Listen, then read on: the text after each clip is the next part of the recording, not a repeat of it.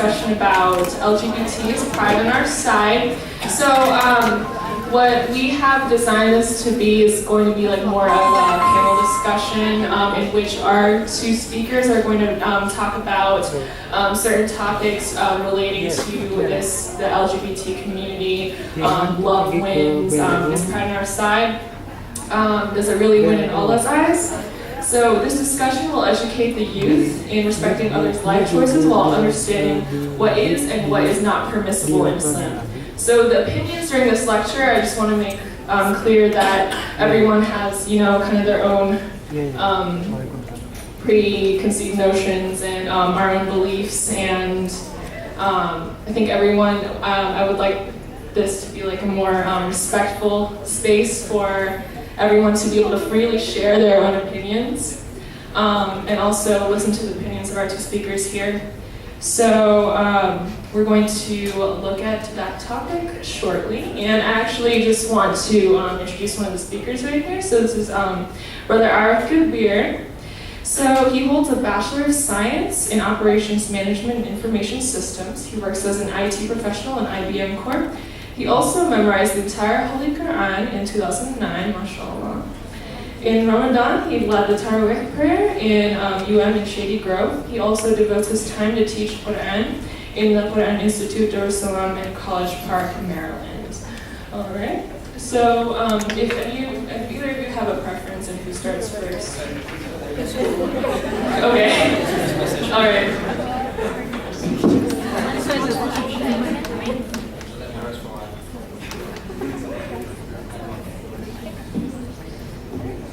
Bismillah, alhamdulillah, wa salatu wa salam ala rasulillah wa ala alihi wa sahbihi wa ala. Assalamu alaikum. I'm going to make you do it again, it's mandatory. Assalamu alaikum. Alhamdulillah, we got a very lively crowd in here. Okay, the first thing I want to say is that I myself am very, very humbled to be here. Actually, when I saw the program that I saw the Imam Shamsi speaking, I was like, I want to sit in the crowd because I have more to learn than to share, honestly. So I'm here more as a fellow student of yours. We're all the same age, and inshallah we're going to benefit a lot from him. What I may offer, inshallah, is perhaps some perspective or some of the things that my teachers have passed on to me. And from my understanding of the topic, this isn't so much more of a lecture as it is a discussion, as well as us to share some perhaps alternate viewpoints than what might be very common in the mainstream media, etc. Right? One of the discussion points, and a lot of these are just points for us to kind of mull on while we talk about our the points that we have, is number one, how do you view God in your life, and how do you view God in general? This is an important question, the answer of which will substantiate and will define the discussion that we are to have. For a lot of people, Allah subhanahu wa ta'ala, or God, is somebody that they see as, perhaps removed from their lives. He is someone that set the world in motion and, left it as be. Whereas others see a more dynamic relationship, and they see that God is very involved in our lives, etc. Based on that understanding of where you see God to be in your lives, the next question that comes is your level of trust in God, right? If you really believe that this universe wasn't created out of chance, that we all didn't just come out of nowhere, and that we all were created for a purpose, and that there is a Lord that deserves to be worshipped and a Lord that we do worship, what is the relationship that we should have with that Lord? And do we trust Him with the commandments that He gives us? Because if we really do say yes, that I consider myself a devout Muslim or a practicing Muslim, then in that same regard, what you're basically saying is, I consider that whatever Allah says is to be the final truth. And therefore, if the law of the land, for example, allows alcohol, but I understand from my scripture, I understand from the Quran that it isn't allowed, then I won't do it, right? Because I trust in Allah, and my laws of my religion weren't built upon voting to see what is allowed and what isn't, but rather it's built upon a more divine being, and the divine being the one that gave us these divine laws. So that's the first point. The second point, and this is more of a cultural point, more so than political, which is how we look at a lot of topics around us. So from a very young age, we make a lot of things sound a lot more innocent than what it might be. So for example, and this is an older crowd, so we can be a little more frank. A lot of times when people talk about like sex or intercourse, for example, they'll try disguising by saying making love, right?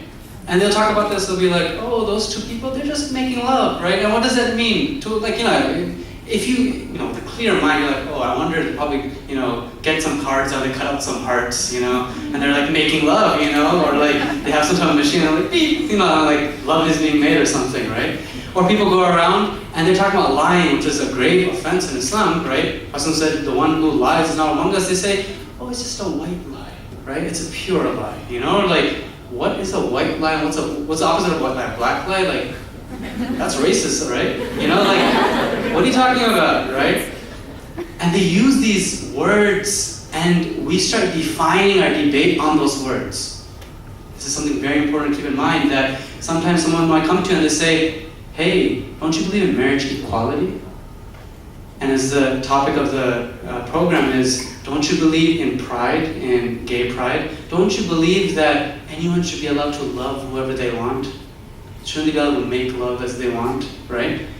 And you're kind of, what they're basically trying to do is say, are you for rights? Are you for equal rights, or are you against equal rights? Or are you for pride, or are you against pride?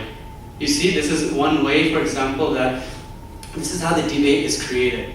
Another point, and this is more so a marketing thing, studies have shown that in the last 5 to 10 years, especially with Photoshop, Videoshop, etc., what's happening is a lot of things that we consider not to be allowed in our religion is being given preference. Like, for example, cross-dressing. Prophet said, women should dress like women, men should dress like men, according to their culture, right? A man shouldn't be dressing like a woman shouldn't be dressing, taking on characteristics that are specific to a gender, right? To the opposite gender. But what happens is, now we're seeing, like if you look at SNL, or you look at, Comedy Central, anything, it's very common, even amongst Muslims, you'll see, a guy wearing a hijab and pretending to be like a mom or something, or an auntie, right?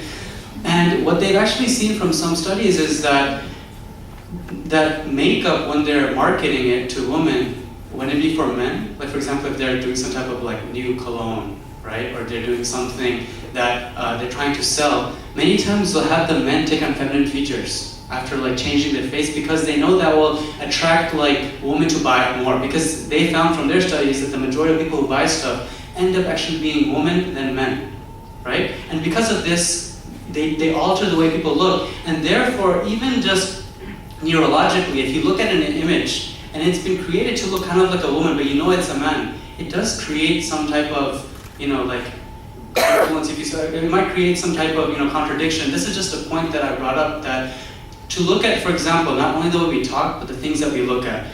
And in addition to that, another point, and this is a point that we find that's growing in the world, is the idea of sexual practices outside of established marriage, right? Nowadays, we know that the places that watch the most pornography are Muslim countries. The country with the highest levels of pornography are Saudi Arabia and Pakistan, and other places where they try restricting internet, but people just end up doing this because the culture might not be as free as ours, for example. And what this leads to is, when you're looking at things that aren't actually marriage, and you're actually looking at things that they try promoting this fake sense of sensual desire and lust, etc., what happens is people start experimenting, and a lot of people actually do become sexually deviant. They're saying that one of the things that they've worked to legalize in many of the Scandinavian countries and Japan and other places is sex with animals, right? Or sex with and they say that's one of the growing trends in what people search for in pornography. Sex with a horse, or et cetera, like very, very vulgar things. A lot of things which might be very, very scary for us as Muslims. And these are, some discussion points for us to think about, that where does this deviancy come from? Does it come from going out and experimenting, etc.? Now, if you notice throughout the topic that I did, I'm going to conclude very quickly.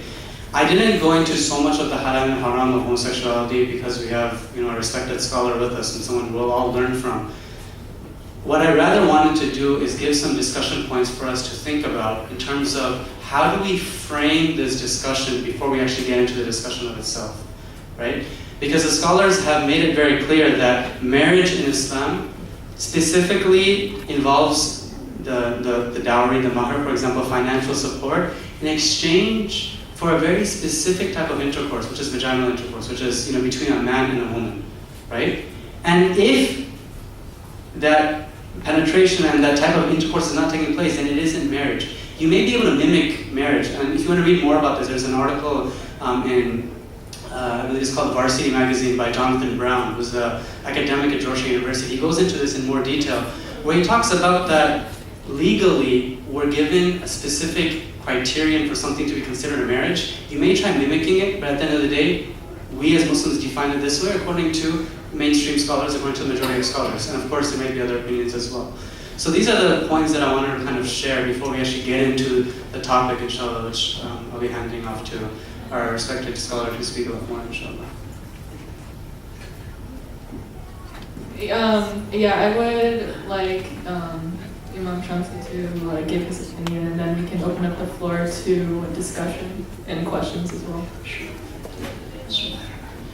Assalamu alaikum wa rahmatullahi wa barakatuh. Alhamdulillah, salatu wassalamu ala rasulillah wa ala alihi wa sahbihi ajma'in wa ba'd. I just wanted to take on the point that, what's your name again? Brother Arif? Brother Arif. And the point of why such things happen in our society. And I just wanted to give you one example. It's a long time ago, 3-4 years back. An Egyptian brother happened to be a limo driver in New York, called me. And he said, I have someone who wanted to learn Islam. So I sent him to the masjid. So he came to the mosque, and happened to be a Caucasian man, tall, big, with muscle. But he came with a monk outfit, like a Buddhist monk. So I can see his tattoos and all, even on his head. So I said, have a seat. What I can do for you? He said, I wanted to learn Islam. So I said to him, what is your religion? He said, I'm a Buddhist. Were you born Buddhist? He said, no, I was born Catholic, and then he moved to Protestant, and he ended up later on as a Buddhist. So I said, why you have this out? Are you a monk? He said, no. I just have this on because I wanted to meet an imam.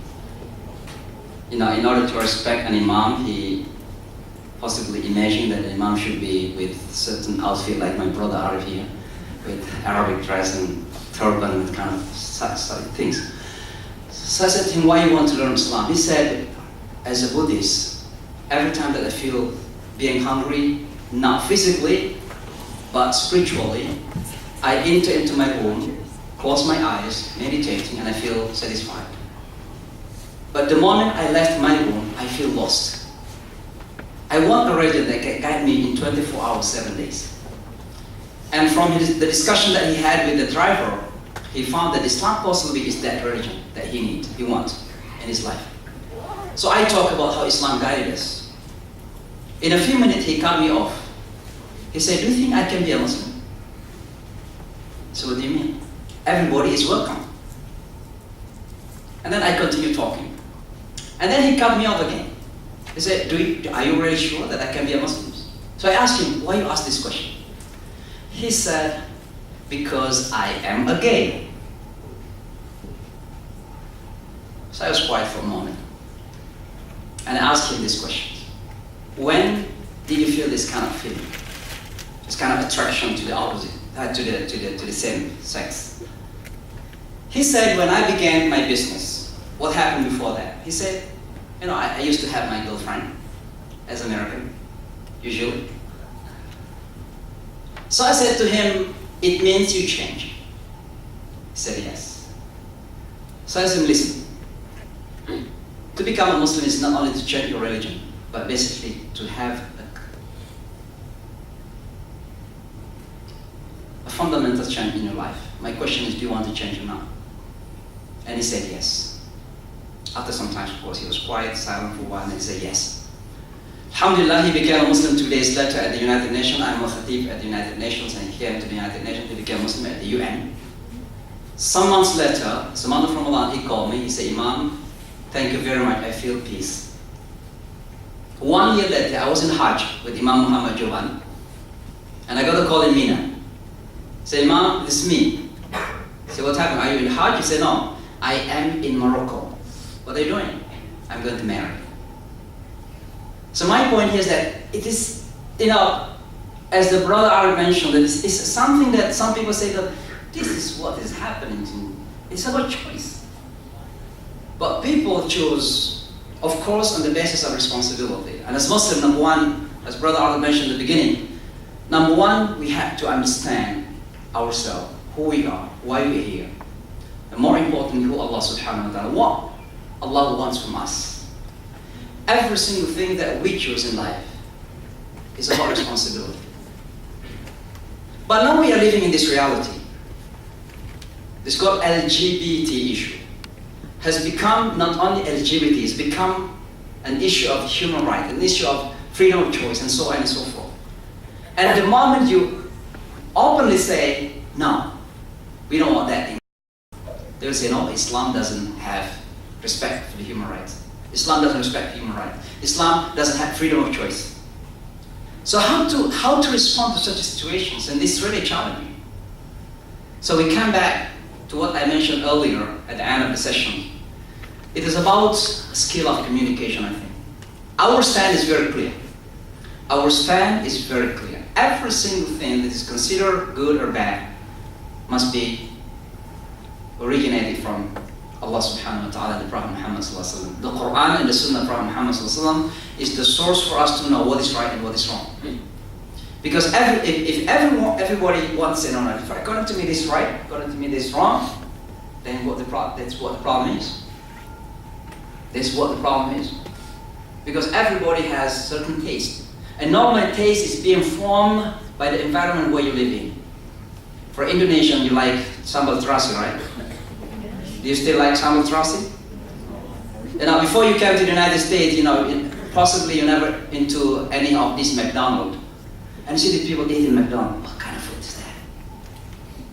But hopefully one day there should be halal McDonald's. And as Americans, you love that McDonald's. Because that's what the environment is. The environment shapes your taste. And if the environment will determine what is right and what is wrong, that's what the problem is. So what is the determination of the truth? It's Allah subhanahu wa ta'ala. Al-haqqu min rabbik fala takunanna min al-mumtarin. Truth is only come from Allah subhanahu wa ta'ala. Do not be doubtful. Whatever the people says about it, that's what the truth is all about. The challenge is how to communicate the truth. How to communicate the truth. Because as we know that Islam is being formulated, it's being designed in such a way that looks like it's against all kind of human values. Undemocratic, against civilizations. I still remember about some rallies a few months ago. It's called Rally for Humanity. It looks like Islam is against humanity. Islam doesn't know rights of others. Islam doesn't respect one. All kind of things. And the moment we communicate Islam as some people do, people even will use those as a means to further pressure that Islam basically is not right for those who consider themselves civilized and educated. Okay? So I was asked once by CNN about this when I was in Imam at the 96th Street Mosque Islamic Center that I mentioned earlier. CNN says, if someone comes to you happen to be gay and want to pray in your mosque, do you accept him? I say, first of all, I don't have a right to ask anybody, are you gay or straight? I'm not standing at the door and ask everybody, are you gay or straight? And everybody's welcome here in the mosque to pray. And then he said, but if someone, tell you that he is a gay and he wanted to come to pray in your mosque, do you welcome? I say, yes, of course. I would say, come and sit down in the front. In the front. Hopefully by listening to my lecture, to my khutbah, he could change. And then he continues. How about same-sex marriage? So that's the way in media basically, they're hunting you. They're hunting you. And how to think about this? How to respond to this kind of questions? And my response, if not mistaken, was, listen. This is what Islam says. But let me just tell you, Islam respects, number one, freedom of choice.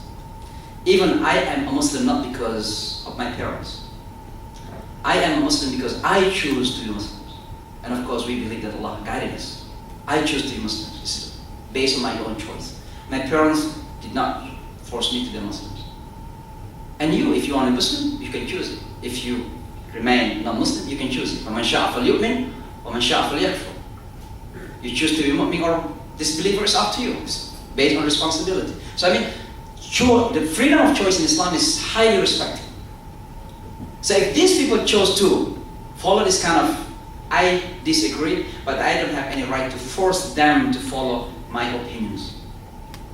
This is the way we respond.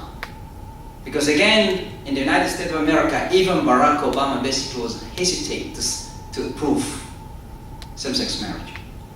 Because of the pressure, even this Dick Cheney, right? Dick Cheney, Republican, is to happen to his own daughter. Finally he changed his words. It is so powerful. Hollywood people supported it. And imagine if media supported it, politicians supported it, who else is going to? And if the moment we say something otherwise, Islam is going to be blamed.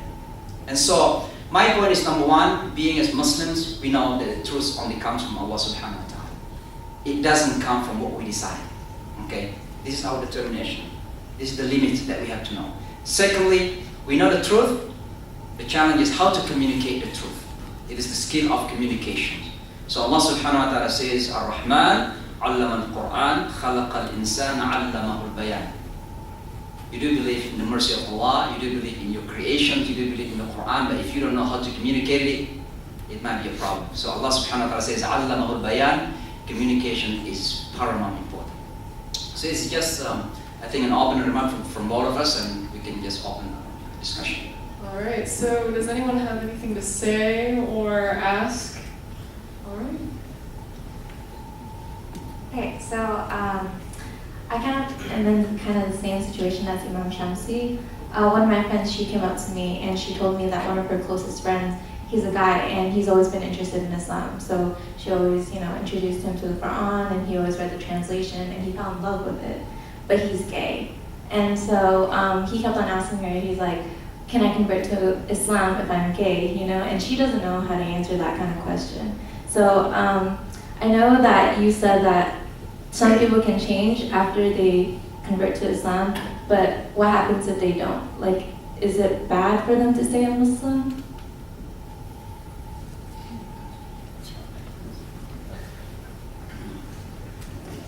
There are two possibilities.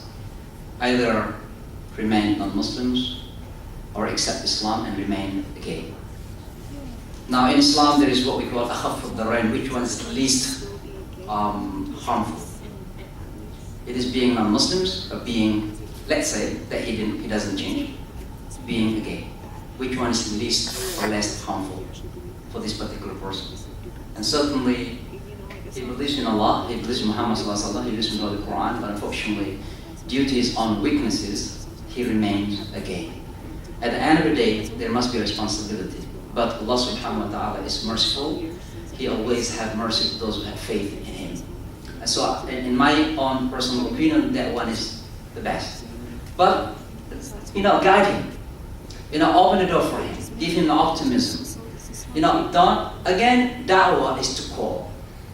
And when we say da'wah, it's like inviting someone, come into your dinner. But if you intimidate, how are you going to come eat with you?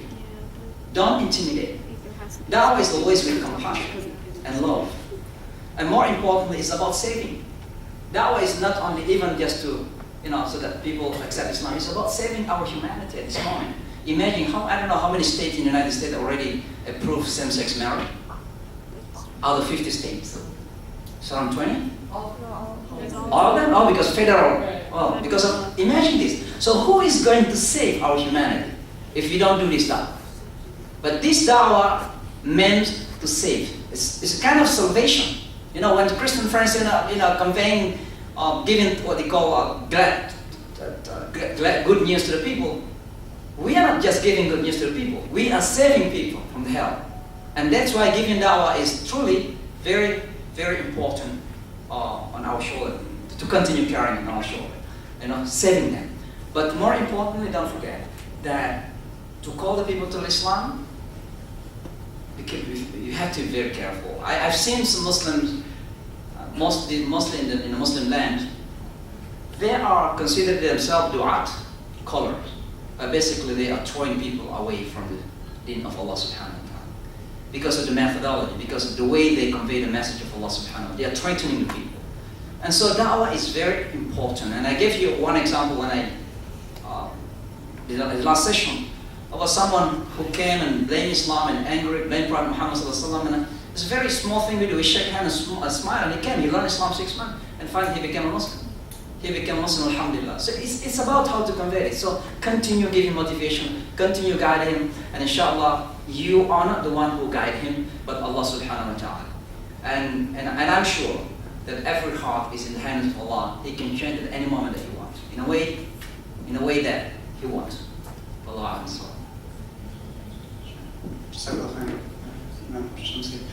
In addition to that, one thing I wanted to kind of speak about, which was kind of the underlying part, which had to do with the desires. One thing for us is that as a Muslim community, we might see homosexuality as a beast of its own, right? And if you look at even the program topics, the fact that LGBT is a topic on its own compared to many of the other perhaps sins that might be there, shows the importance of the topic. The fact that this topic was picked over other topics shows its importance.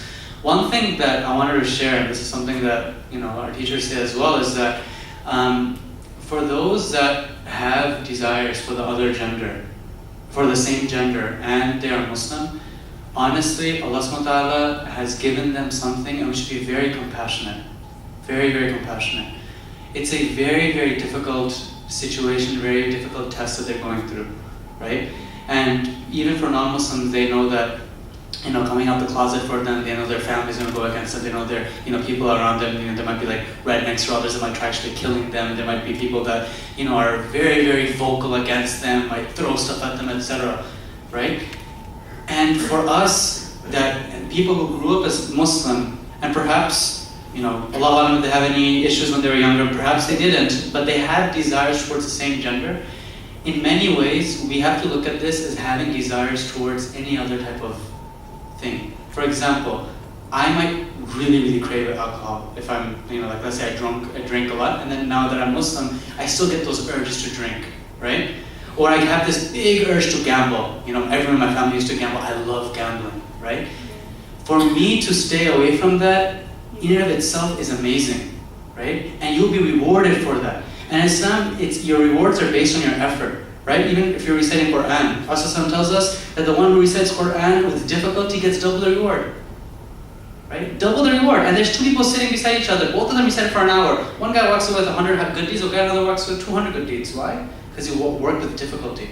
So the first thing for us is that culturally, yes, it's been strange. As Imam Shamsi mentioned, even Hillary Clinton, up until just 2-3 years ago, was publicly against gay rights. She said that this is, I define marriage as between a man and a woman, right? But because of the political climate, etc., and as they say, we got enlightened and so on, or our views changed as we met more people, etc. Because the law of the land here is based on what is the popular opinion, for example. That's what they said. But for us, one thing as Americans that we also have is the agreement to disagree. And this is something that we should be clear about as Muslims. I have the right to share my opinion that I may not consider something permissible, which you may consider permissible. And what's amazing in Islam is that even in this land, in the earlier centuries, they've tried, for example, banning alcohol, right? They have prohibition, right? Because there's still a lot of Christians to this day that believe that drinking alcohol is, against Christianity. But were they able to? They weren't. As they said, that they used to just, make alcohol in their bathtub. So there was this big, black market where everybody would drink, but basically to drink privately, right? But you look at what happened in Islam, that as soon as the commandment came, at first Allah subhanahu wa ta'ala said, don't come to a prayer while you're drunk. And then that alcohol, there's more harm in it than good. And when the commandment finally came down that don't drink alcohol, even though many of the companions would drink it, they said that the streets of Medina were flowing with alcohol. Just all those gone. And the reason I bring this is that, as Imam Shamsi very eloquently said, that at the end of the day, it's all about whether or not you're embracing, whether or not you're accepting the different teachings, and understanding that if you do have these desires, that what you're going through is something I will never understand as a married person, right? As married to a woman. I will never understand the hardship that you have of feeling these desires but knowing you can't act on it. And all we can say is, for you to be patient on that, and Allah subhanahu wa ta'ala help you, and Allah subhanahu wa ta'ala give you a very high rank in Jannah for your patience. Because you're going through something we can't understand. You know? What we can say is that this is what the religion is about. So this is some points I want to talk about in terms of desires, that a lot of us might have desires for other things as well. You know? And in our culture, unfortunately, because the idea of homosexuality was foreign at one time, we get scared of it and we treat it as if it's worse than shirk. We treat it as if it's worse than leaving the fold of Islam. And we tell people you cannot be gay and be a Muslim at the same time, right? But even the most conservative scholars that come from Saudi Arabia or other places, they say that if someone is Muslim but they happen to act on homosexuality, knowing that they shouldn't but they still act on it, we cannot take them outside of the fold of Islam. They're Muslim. And they're still your brother and sister that are going through some difficulty. That's something that we should remember as when we speak about desires and we speak about the compassion towards those that go through these desires. Okay, are there any other questions?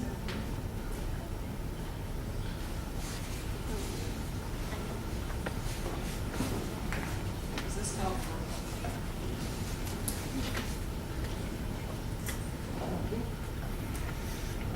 So, from my understanding, that you're saying that being homosexual is a choice, right?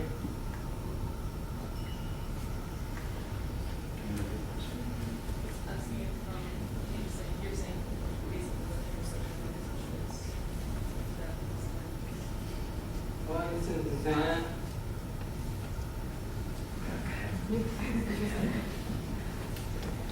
So was the question that is homosexuality, are we saying that it's a choice? It's part of it, but yeah. So I think I know that Imam Shamsi Ali mentioned choice, and I also mentioned the word choice, at least from my understanding, and Imam Shamsi can correct me as needed, inshallah. It is basically that when we say choice, we mean the choice of acting on that desire. Because unfortunately, the narrative in America right now is that I can't control myself, and I won't be able to be a happy person. I won't be able to be sufficient unless I have a married partner that I can go out on the streets and say, this is my husband, and so on and so forth. And it's not a choice, right?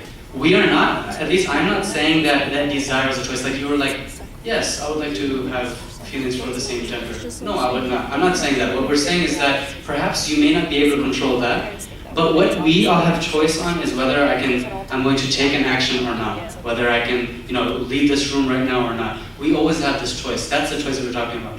In terms of desires, there is, as they talk about in biology and etc., that there's still controversy on this topic, but many say that people are born that way with this orientation, right? I'm not going into that orientation. What I'm talking about is your actual choice of what you're doing. Inshallah. The word choice was mentioned because the American narratives basically understand in their way. If we resist it, they would say, Islam is against freedom of choice. So, and this was happening in the Muslim world. You don't have any freedom at all, including freedom of choice. You cannot choose your leaders. Okay, women cannot choose anything. Women cannot choose a future husband. They must be forced to marry.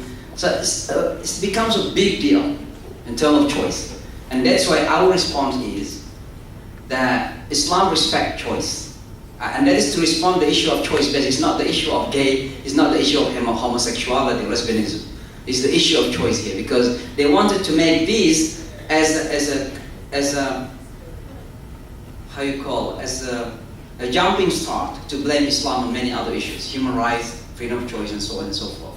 Okay, but let's just go back to the issue of gay in Islam. Is there anybody born gay? And let me just tell you this before the Western people talk about gay issue. And I don't know if this word khuntha in the Arabic language is equivalent to gay. Muslim scholars have discussed about it. Because this involves to imamat. Can this kind of person be an imam? How is it about inheritance? Because in Islam, supposedly male have one and woman have half because of the responsibilities, of course. And so how we're going to distribute the inheritance? So the issue had been discussed by our scholars for a long time before anybody talked about it. But what is the definition of khuntha? Khuntha, it's called khuntha in the terminology of fiqh in Islam. Khuntha means those who were born genetically split, or possibly genetically wrong. This is XY, right? XY, right? But some others say no. Khuntha means someone who is born, but his sexuality is not known. Okay. So what Islam says about this type of people? Those days, there's only one answer, and it is leave celibacy. Okay, celibacy. Not just resist your desire and live your life to Allah subhanahu wa ta'ala. But nowadays, it might be so difficult because of the environment, everything is open. So there is a possibility, and this has been discussed by the scholars in Egypt, in Kuwait, and some other Muslim countries, including in Iran, except Saudi Arabia, resisted this. That is the possibility of changing, how you call it, surgery, something? Like a surgery? Like a sex change? Sexual, yeah. So Islam, according to some fatwas, including that come from Egypt, that it is possible. And do you know, correct me if I'm wrong, that the largest operations, sexual operations, happen to be one of the Muslim countries, and that is in Iran. Do you know why? Because the punishment is so harsh in Iran. And that is capital punishment. And so many chose to change their sexuality. Okay? So my point is that the issue of choice is not about either we choose to be gay or not. It is the issue of desire, and desire is being formed by the environment, the society we live in. Imagine if you go to New York on Friday evening, go to East Village or West Village. You see thousands of people, they consider themselves gays. Do you think all these born gays? Thousands. So out of 8 million people in New York, so like 3,000, 4,000 are gays. I mean, born gays, natural gays. It doesn't come to my comprehension. And so this is about,